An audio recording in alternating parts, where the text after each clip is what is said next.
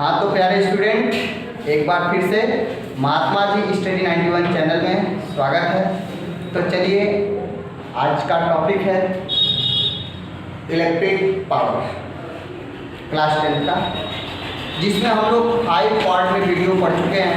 यदि आप उस वीडियो को नहीं देखे हैं तो सबसे पहले आप लोग जाकर के डिस्क्रिप्शन बॉक्स में उस वीडियो को देखिएगा, फिर इस वीडियो को देखेंगे तो बेहतर समझ में आएगा। तो चलिए स्टार्ट करते हैं। विद्युत शक्ति या सामर्थ्य, इलेक्ट्रिक पावर। तो देखिएगा, जिस प्रकार आप लोगों ने क्लास 9 में शक्ति की परिभाषा पढ़े हैं, सामर्थ्य की परिभाषा पढ़े हैं, सेम उसी से रिलेटेड आज विद्युत शक्ति या सामर्थ्य की परिभाषा है। 9th क्लास में आप लोगों ने शक्ति की परिभाषा क्या पढ़े हैं? कार्य करने की समय दर को शक्ति या सामर्थ्य कहते हैं। तो आज विद्युत शक्ति या सामर्थ्य की परिभाषा में क्या बनाएंगे? आप जानते हैं, अभी पढ़कर आ रहे हैं 5वें वीडियो से, कि किसी भी चालक तार में जब हम लोगों ने विद्युत धारा प्रवाहित करते हैं तो उसमें कुछ ऊर्जा व्यय होती है।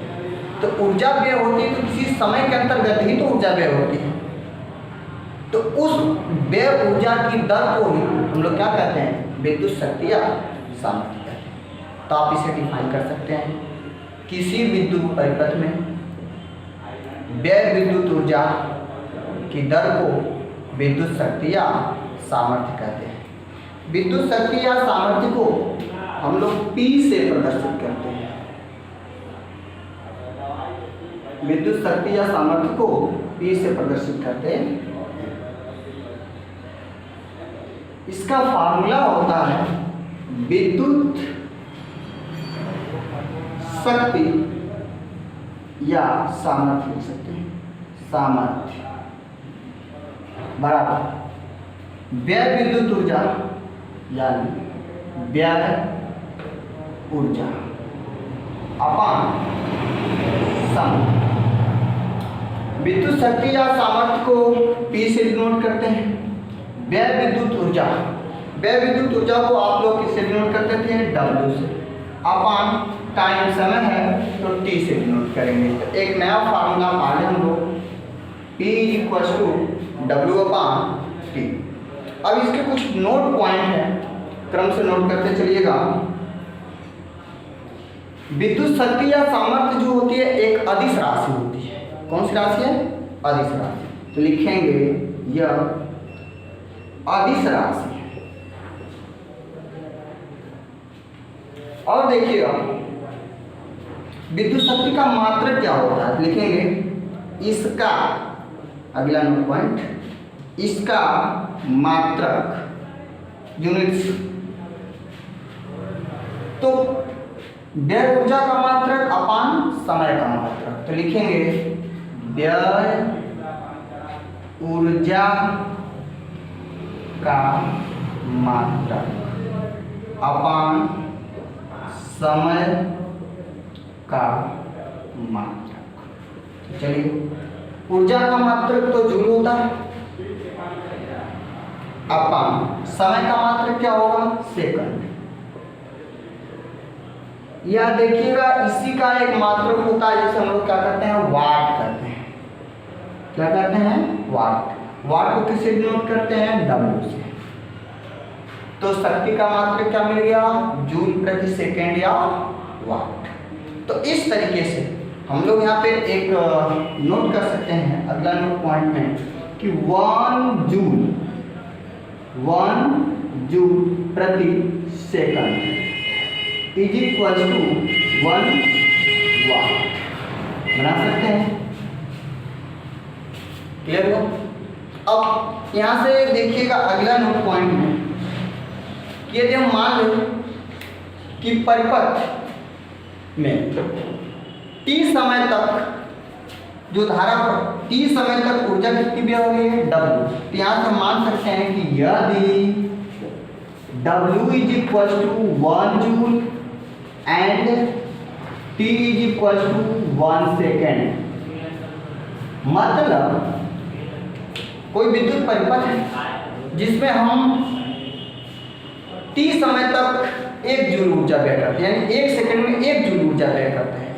तो यहाँ से फार्मूला क्या है, P equal to W upon T से कितना आ सकता है मेरे भाई, P equal to 1 upon W की जगह क्या लिखेंगे 1 जूल अपान T की जगह पे 1 सेकंड, तो कितना आ जाएगा जूल प्रति सेकंड मिला करके 1 वाट, वाट होता है क्या लिखेंगे 1 वाट।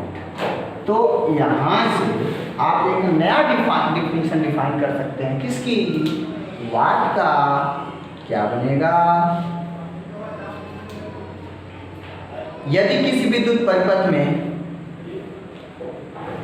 1 सेकेंड में 1 जूल ऊर्जा व्यय होती है तो उस विद्युत परिपथ की शक्ति या सामर्थ्य 1 वाट कहलाती है। फिर से, यदि किसी विद्युत परिपथ में 1 जूल ऊर्जा 1 सेकेंड में व्यय होती है तो उस विद्युत परिपथ की शक्ति या सामर्थ्य 1 वाट कहलाती है। यहाँ 1 वाट की परिभाषा लिख लेंगे मेरे भाई, लिख लेंगे ना, चलिए बहुत अच्छा।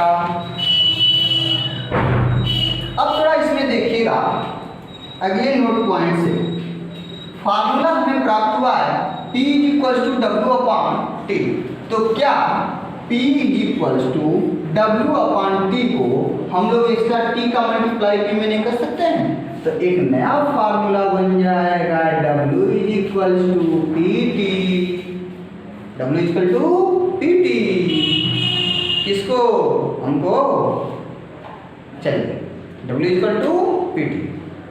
अब इसके बाद देखिएगा, तो यहाँ से हम लोग नया नया फार्मूला बना सकते हैं।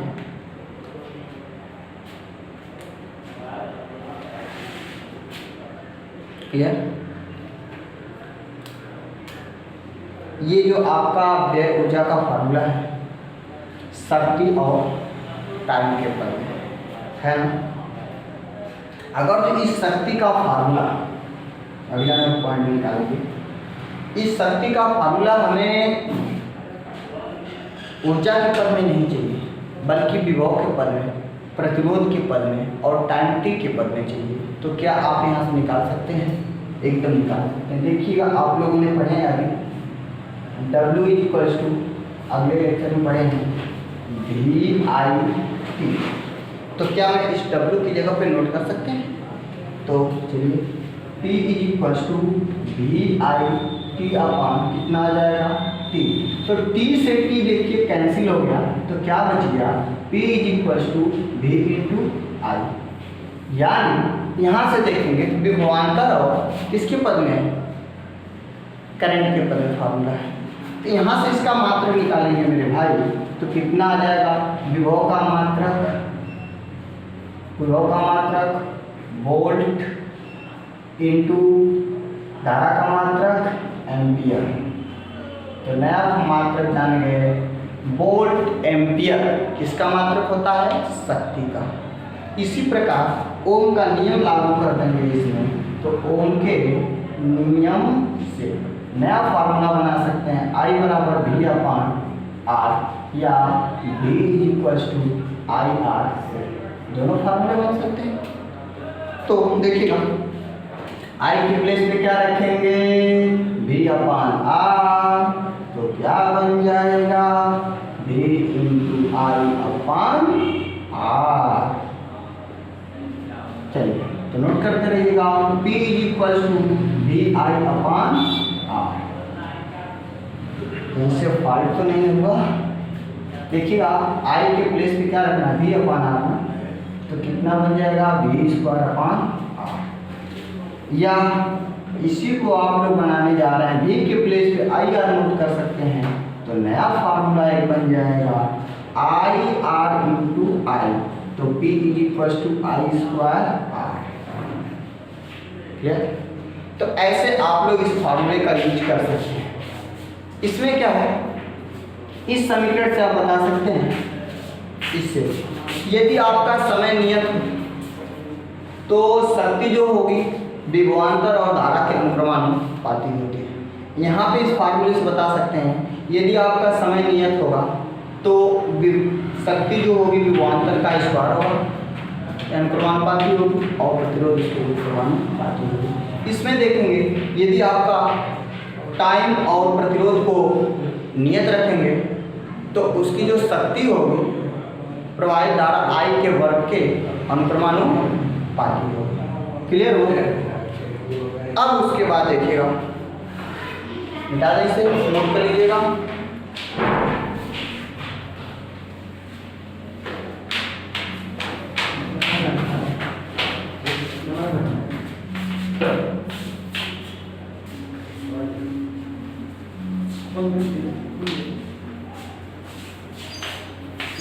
इसका अगला नोट पॉइंट बनाइएगा, शक्ति का सबसे बड़ा मात्रक, क्या भाई? बड़ा मात्रक क्या होता है? किलोवाट या मेगावाट होता है। क्या होता है? किलोवाट, किलोवाट या मेगावाट होता है, होता है। अब देखिएगा 1 किलोवाट बराबर कितना होता है? 1 kilowatt equals to 1000 watt, right? इसको आप लिख सकते हैं सुंदर सुंदर स्टेप में 10⁻³ वाट। दूसरा है 1 मेगावाट बराबर निकालेंगे, कितना आएगा? ये होता है 10⁻6 वाट के इक्वल। स्पष्ट? नोट करते रहिएगा।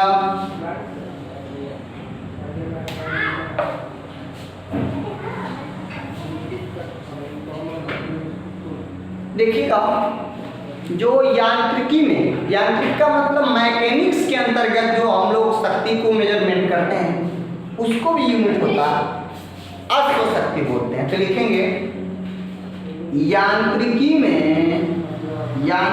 में शक्ति का मात्रक क्या होता है?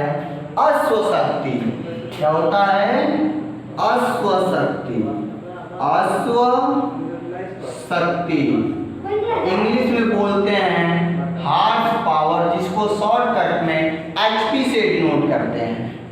तो अब बताइएगा 1 HP यानी 1 हार्स पावर, 1 अश्व शक्ति इक्वल टू 746 वाट के इक्वल होता है। 1 हार्स पावर इक्वल टू 746 वाट के इक्वल होता है। क्लियर हुआ? तो नोट कर लीजिएगा।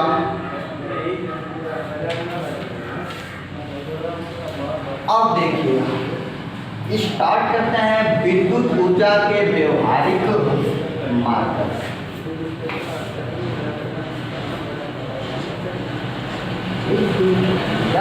व्यवहारिक मात्रक क्या होते हैं? बनाइए विद्युत ऊर्जा के व्यवहारिक मात्रक। देखिएगा विद्युत ऊर्जा के व्यवहारिक मात्रक यानी कि घरेलू विद्युत परिपथों में जो विद्युत ऊर्जा होती है उसको हम लोग किलोवाट घंटा में मेजरमेंट करते हैं। किसमें मेजरमेंट करते हैं? जो विद्युत ऊर्जा होती है उसको हम लोग किसमें मेजरमेंट करते हैं? व्यवहारिक रूप में घरेलू विद्युत परिपथों में किलोवाट घंटा में। इसे हम लोग बोर्ड ऑफ ट्रेड यूनिट भी बोलते हैं। क्या बोलते हैं? Board of trade unit. इसको आमतौर की भाषा में यूनिट के ही नाम से जानते हैं। तो आप नोट करना चाहें तो नोट कर सकते हैं। विद्युत ऊर्जा का व्यवहारिक मात्रक किलो वाट घंटा होता है। इसे बोर्ड ऑफ ट्रेड यूनिट कहते हैं। इसे बोर्ड ऑफ ट्रेड, इंग्लिश लिखना चाहेंगे बोर्ड ऑफ ट्रेड यूनिट, जिसे शॉर्टकट में BTU से डिनोट करते हैं। BTU से याद रखेंगे, छोटे छोटे वर्ड हैं ये। इसे बोर्ड ऑफ ट्रेड यूनिट कहते हैं, जिसे शॉर्ट में BTU से डिनोट करते हैं। इसे आमतौर की भाषा में, साधारण बोलचाल में यूनिट के ही नाम से जानते हैं। किसके नाम से जानते हैं? यूनिट के नाम से जानते हैं। क्लियर हुआ? अब ये देखिएगा इसके नोट पॉइंट। पहला नोट पॉइंट है, यदि हम मान लें कि P W is equal to, यदि हम मान लें कि T is equal to 1 watt and time T is equal to 1 second, तो एक फार्मूला हम लोग पढ़े हैं, P is equal to W upon T से निकालेंगे व्यय ऊर्जा, तो W is equal to PT मिला है। तो देखिएगा W is equal to P की वैल्यू कितना रख सकते हैं? 1 वाट इंटू T की वैल्यू कितना है? 1 सेकंड, तो कितना हम लोग को मिल जाएगा? W is equal to 1 watt second. Watt second को क्या पढ़ते हैं मेरे भाई? जूल पढ़ते हैं। कितना आ गया? जूल। तो ये हम लोगों का मिला व्यय ऊर्जा किसके पद में? जूल के पद में। सही है।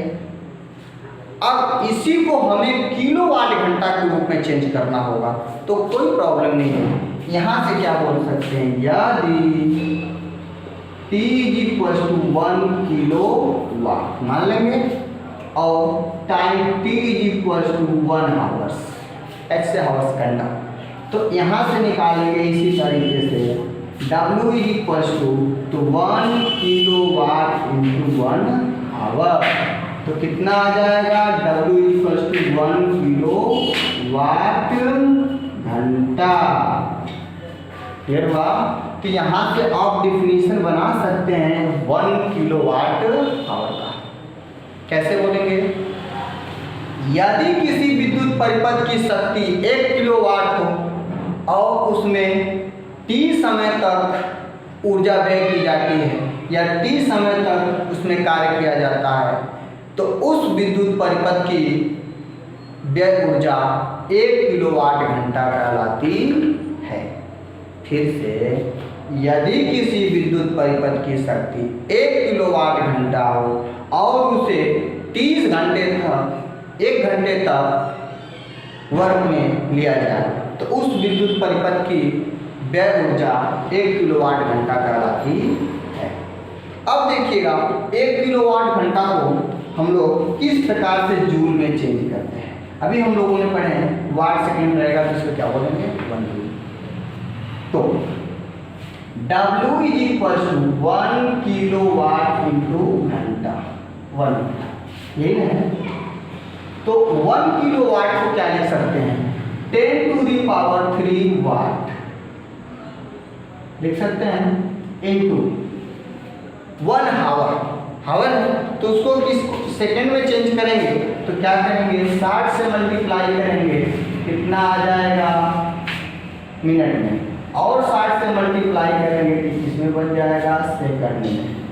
देखिएगा तो 10 to the power 3 into 16 into 16 watt second को क्या लिखते हैं हम लोग? जूल। कितना बन जाएगा? देखिए 60 का 16 में मल्टीप्लाई करेंगे तो 36 इंटू 10 टू द पावर कितना हो गया? 3 आई इंटू 10 टू द पावर इसको 2 101020 किसमें चेंज हो गया? जूल में। कितना आ गया? 3.6 इंटू 10 टू द पावर 6, 3 और 2 5 और इसका पॉइंट लगा दिए तो 1 0 बढ़ गया जो। तो हम लोगों को एक नया फार्मूला बन गया 1 किलोवाट घंटा इक्वल्स टू कितना मिल गया 3.6 इंटू 10⁻6 जूल के इक्वल्स होता है।